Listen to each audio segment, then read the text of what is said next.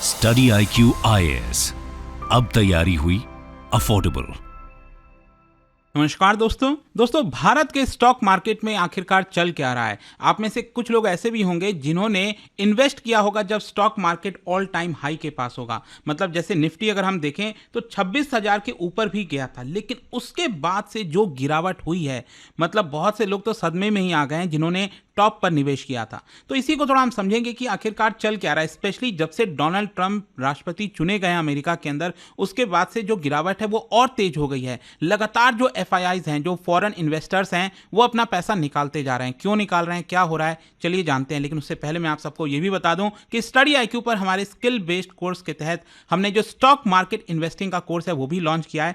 Basically हमारा मकसद ये है कि आप में से बहुत से लोग हैं जो बेसिक्स भी शायद नहीं जानते लेकिन स्टॉक मार्केट में निवेश करना चाहते हैं।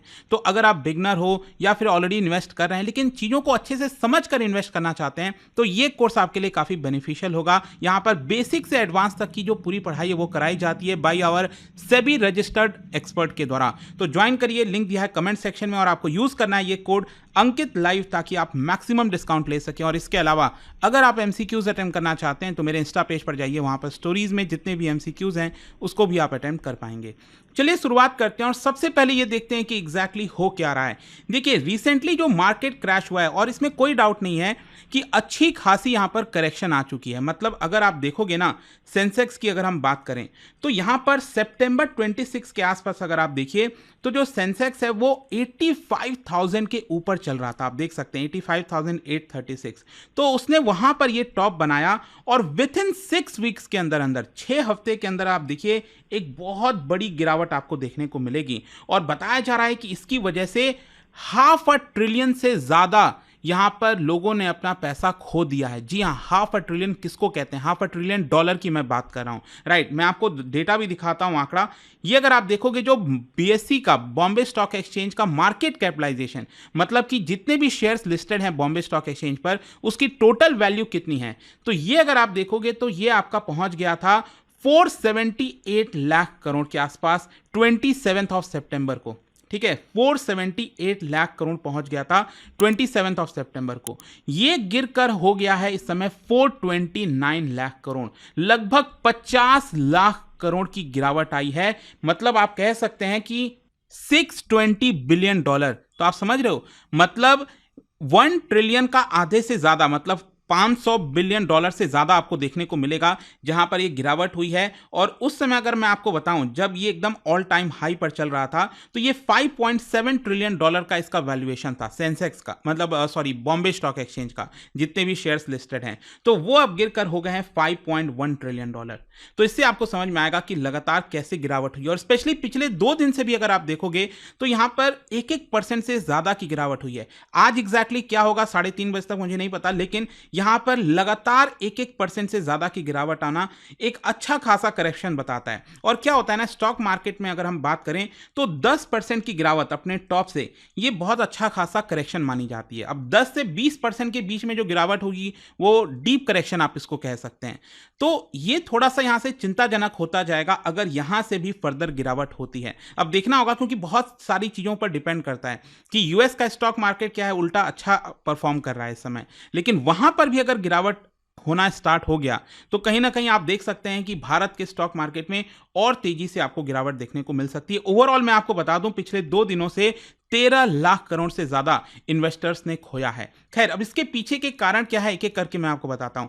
सबसे और फोरमोस्ट कारण जो है वो है FPIs की selling, that is foreign portfolio investors, जो कि भरपूर मात्रा में इस साल, पिछले साल काफी समय से वो पैसा भारत के स्टॉक मार्केट में डालते जा रहे हैं। लेकिन हुआ क्या है, आपको याद होगा अक्टूबर के महीने में भी, पिछले अगर हम महीने की बात करें अक्टूबर में, ऑलरेडी इन्होंने 1.14 लाख करोड़ रुपए भारत के स्टॉक मार्केट से निकाल लिए थे। और यही चीज आपका नवंबर के महीने में भी, ये महीना अगर आप देखोगे तो इसमें भी आपका चालू रहा है। लगभग 25,000 करोड़ से ज्यादा ऑलरेडी ये नवंबर में निकाल चुके हैं। तो आप समझिए लगभग 1.5 लाख करोड़ के आसपास फॉरेन इन्वेस्टर्स ने भारत के स्टॉक मार्केट से पैसा निकाला है। और ये पैसा कहां ले गए? बाकी के कुछ देश में, स्पेशली चाइना ने क्या किया है, अपना एक तरह से अट्रैक्टिव बना दिया है। प्रॉब्लम क्या हुआ था, भारत के स्टॉक मार्केट में जो शेयर्स थे वो काफी हाई वैल्यूएशन पर चल रहे थे। इसी की वजह से फॉरेन पोर्टफोलियो इन्वेस्टर्स को लग रहा था कि शायद अब इसमें उतना स्कोप नहीं है पैसा कमाने का, तो वो लोग तो क्या करेंगे, जहां पर अपॉर्चुनिटी मिलेगी वहां पर लगाएंगे। तो चाइना ने क्या किया, वहां की सरकार ने काफी सारा स्टिमुलस दिया, जिसकी वजह से वहां पर ऑलरेडी पहले करेक्शन आ रखा था, वहां के शेयर्स ऑलरेडी काफी डाउन थे।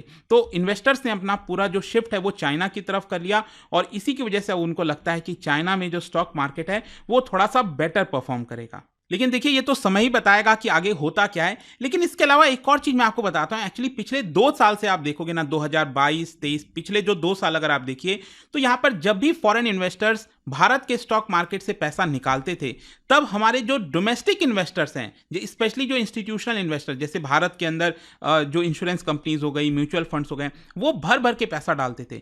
तो यहां पर फॉरेन इन्वेस्टर्स के पैसा निकालने के बावजूद भी हमारा स्टॉक मार्केट पिछले 2 साल से गिर नहीं रहा था, उल्टा वो ऊपर जाता जा रहा था। और फॉरेन इन्वेस्टर्स ने काफी कोशिश भी की कि स्टॉक मार्केट को गिराया जाए भारत के स्टॉक मार्केट में, लेकिन वो गिरने के लिए नहीं रेडी था, क्योंकि जब भी वो लोग पैसा निकाल रहे हैं, भारत के अंदर जो डोमेस्टिक इन्वेस्टर्स हैं, रिटेल इन्वेस्टर्स हो गए, सब मिलकर खूब सारा पैसा डाल रहे थे, और इसी की वजह से हमारा स्टॉक मार्केट मेंटेन था। लेकिन इस बार क्या हुआ है, देखो अभी भी अगर आप देखिए तो डोमेस्टिक इंस्टीट्यूशनल इन्वेस्टर्स ने कोशिश तो की है, जैसे कि आप देख सकते हो 1 अक्टूबर से लेकर अभी तक 1.3 लाख करोड़ रुपए ऑलरेडी डोमेस्टिक इन्वेस्टर्स ने डाला है, इंस्टीट्यूशनल इन्वेस्टर्स ने। लेकिन यहां पर फॉरेन इन्वेस्टर्स का इतना ज्यादा दबाव रहा, इतना ज्यादा यहां पर इन्होंने पैसा निकाल दिया कि हमारी ये जो पूरी कोशिश थी वो फेल हो गई, and that is one of the main reason कि स्टॉक मार्केट में इतनी बड़ी गिरावट आपको देखने को मिलेगी। अब देखिए क्या होता है, जब भी यहां पर इन्वेस्टर्स अपना पैसा निकालते हैं, भारत से पैसा निकालकर डॉलर जो है बाहर ले जाते हैं, तो ऑब्वियस सी बात है रूपी के ऊपर काफी ज्यादा प्रेशर आता है, और यही हुआ है। यहां पर रूपी अपने सबसे ऑल टाइम लो पर चल रहा है, आपको पता ही होगा 84 को ऑलरेडी ये क्रॉस कर चुका है, 84.42 ये पहुंच गया है।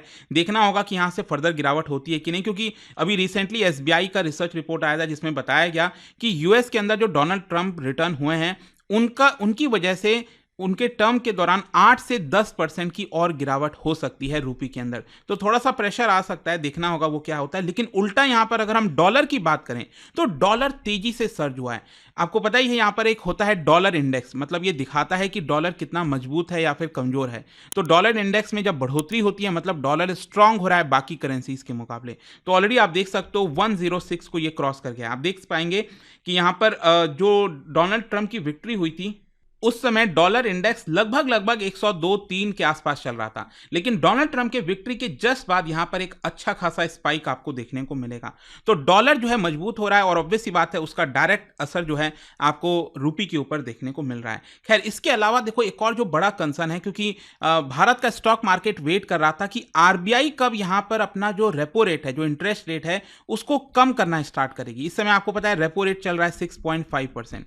तो यहां पर हुआ क्या कि अभी पिछले महीने की बात है, फेडरल रिजर्व अमेरिका की जो सेंट्रल बैंक है, उन्होंने इंटरेस्ट रेट को कम किया, और ये लोग हो सकता है फिर से कम कर दे। लेकिन भारत में अभी प्रॉब्लम क्या हुआ है, अभी आपने देखा होगा कल ही ये जो डेटा आया था 2 दिन पहले रिटेल इन्फ्लेशन का, ये 6% को क्रॉस कर गया। अब आपको पता होगा कि आरबीआई का जो अपर टॉलरेंस लेवल है वो है 6%, मतलब उनको दिया हुआ है ना मॉनेटरी पॉलिसी कमेटी को 2% से 6% के बीच में होना चाहिए। लेकिन पिछले 1 साल में पहली बार यहां पर ये 6% को क्रॉस कर गया। तो इससे ये चिंता हो जाती है कि जब इन्फ्लेशन बढ़ रहा है तो यहां पर आरबीआई के ऊपर बहुत प्रेशर होगा कि क्या वो रेपो रेट कम करे या ना करे। एक्सपेक्टेड तो यही था कि अभी दिसंबर के महीने में जो मॉनेटरी पॉलिसी कमेटी बैठेगी तो उसमें रेपो रेट कम किया जाएगा, लेकिन क्योंकि यहां पर रिटेल इन्फ्लेशन का आंकड़ा थोड़ा ज्यादा आ गया है, तो अब यहां पर डाउट लग रहा है कि क्या आरबीआई इसको कम करेगी कि नहीं करेगी, वो समय ही बताएगा। लेकिन देखिए ओवरऑल क्या है ना कि अगर चाहे फॉरेन इन्वेस्टर्स अपना पैसा निकाल लें, कोई कुछ भी कर दें, अगर आपकी कंपनीज स्ट्रांग हैं, अगर वो रिजल्ट बेटर दे रही हैं, तो काफ़ी कुछ चीज़ें संभल सकती हैं। जैसे कि अभी हुआ क्या है कि जो Q2 की अर्निंग्स है, Q2 कहने का मतलब ये हुआ जुलाई, अगस्त और सितंबर, ये 3 महीने का जो रिजल्ट आया है अलग अलग कंपनीज का, वो काफ़ी ज़्यादा मतलब वीक है।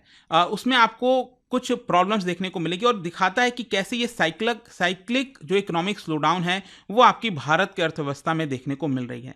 तो अगर ये रिजल्ट थोड़ा सा बेटर होते ना, तो कहीं ना कहीं हमारा स्टॉक मार्केट संभल पाता, लेकिन क्योंकि रिजल्ट्स काफ़ी वीक हुआ, उसकी वजह से भी ये इश्यूज आ रहे हैं। तो आई होप कि आपको अच्छे से अब समझ में आ गया होगा कि एग्जैक्टली अभी चल क्या रहा है। और जाने से पहले एक इंटरेस्टिंग क्वेश्चन देखिए, मैक्रो इकोनॉमिक्स के अंदर फिलिप्स कर्व आपने पढ़ा होगा, क्या बता सकते हो ये कौन से दो चीज़ों के बीच का रिलेशंस बताता है? इसका राइट आंसर आप सबको पता है, मेरे इंस्टाग्राम पर तो मिलेगा ही, वहां पर अगर आप नहीं हो कोई बात नहीं, टेलीग्राम से ले सकते हैं इसका सही उत्तर। मैं कई सारे जो एमसीक्यूज हैं वो यहाँ पर स्टोरीज में डालता रहता हूँ। अगर आपको पीडीएफ चाहिए तो टेलीग्राम पर आइए, अलग अलग सोशल मीडिया पर आप जुड़ पाओगे। और जैसा मैंने आपको बताया, अगर आप यूपीएससी की तैयारी कर रहे हैं, कोई भी बैच चाहते हैं, you can simply use this code Ankit live to get maximum discount. And I hope की वीडियो आपको पसंद आया होगा। मिलता हूं आपसे next time. Till then thank you very much, see you soon. दोस्तों, क्या आप स्टॉक मार्केट में इन्वेस्ट करना चाहते हैं लेकिन आपके पास सही गाइडेंस नहीं है? तो स्टडी आईक्यू लाया है एक ऐसा कोर्स जहां पर बेसिक से लेकर एडवांस तक की पूरी पढ़ाई हमारे सेबी रजिस्टर्ड एक्सपर्ट के द्वारा कराई जाएगी, ताकि सही तरीके से आप स्टॉक मार्केट में इन्वेस्ट कर सकें। ज्वाइन करने के लिए इसका जो लिंक है वो कमेंट में दिया हुआ है, वहां पर जाकर आपको यूज करना है ये कोड अंकित लाइव, ताकि आप मैक्सिमम डिस्काउंट इस पूरे कोर्स पे ले सकें। स्टडी IQ IAS, अब तैयारी हुई अफोर्डेबल।